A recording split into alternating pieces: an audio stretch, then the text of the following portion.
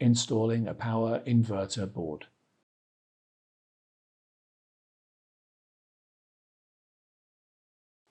Attention! Before replacing the components now shown on screen, check the heatsink type of the system to be serviced. If it is a liquid-assisted cooling module, you will need a module handle.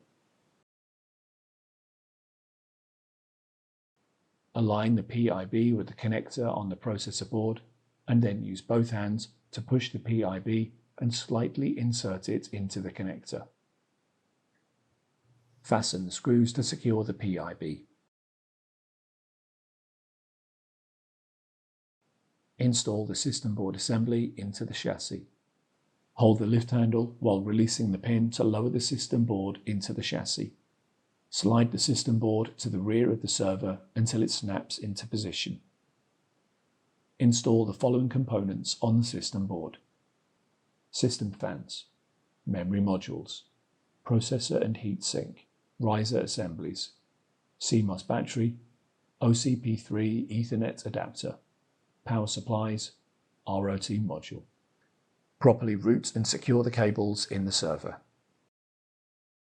Install the top cover.